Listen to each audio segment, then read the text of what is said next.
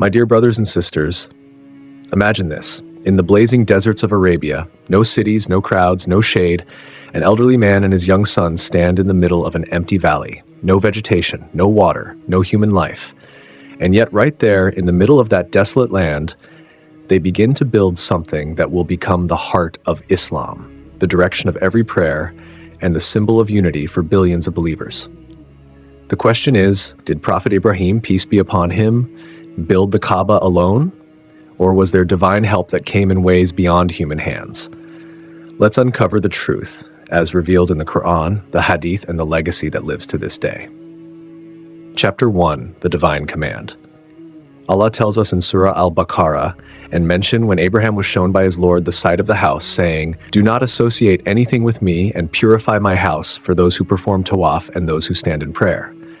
This verse reveals something crucial. The Kaaba wasn't a random idea or an architectural project. It was a divine command. Prophet Ibrahim, peace be upon him, was shown where the foundations of the house once stood. Foundations that, according to some scholars, were first laid by Prophet Adam, peace be upon him. So, in truth, Ibrahim, peace be upon him, wasn't starting from nothing. He was rebuilding the first house ever established for the worship of Allah on earth. Chapter 2, the Silent Valley of Makkah. Before the Kaaba was rebuilt, there was only a barren valley, Makkah. Prophet Ibrahim, peace be upon him, had left his wife Hajar, may Allah be pleased with her, and their infant son Ismail, peace be upon him, there, as Allah commanded. When she asked, "O Ibrahim, where are you going? Are you leaving us here?" He did not respond until she asked, "Did Allah command you to do this?" He nodded, and she said, "Then he will not abandon us." SubhanAllah, this is the kind of faith that builds nations. Later, when the spring of Zamzam burst forth and tribes began to settle, young Ismail grew up in that valley, and it was there that Allah commanded them both to raise the house together. Chapter 3, Father and Son.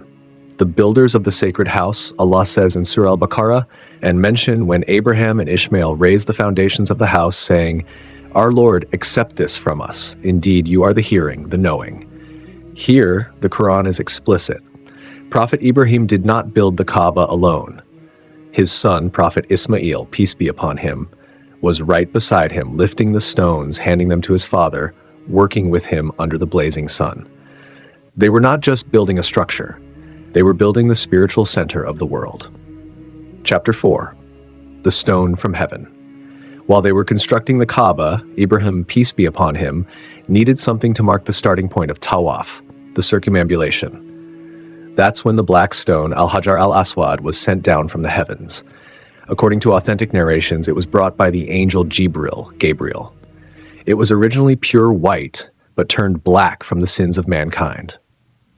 This was a divine contribution, a heavenly sign that this building wasn't just the work of human effort.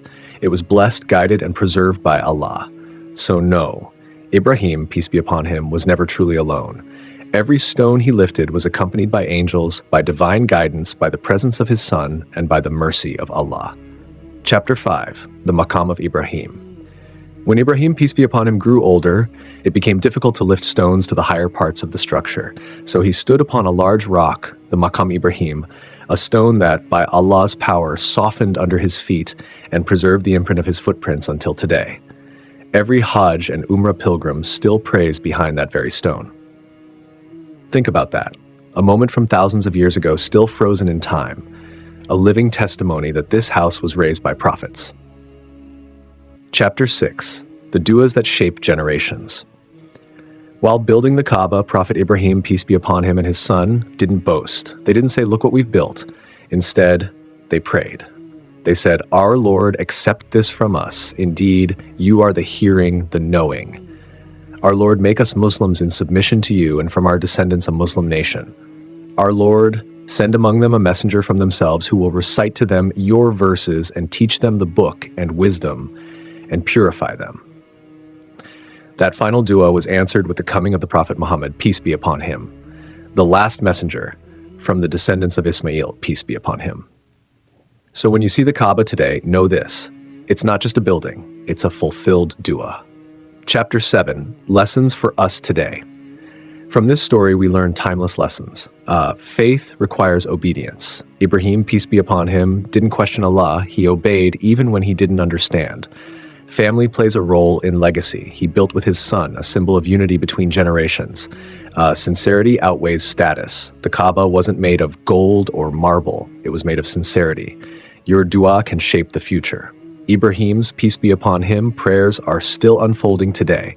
So next time you raise your hands in dua, remember, Allah can turn a moment of sincerity into a legacy that lasts till the end of time. Chapter 8. The Eternal Legacy. To this day, millions circle the Kaaba every single hour. Every movement, every prayer, every tear, all tied to that moment when a father and son obeyed Allah. The Kaaba stands not as a monument of stone, but as a monument of submission.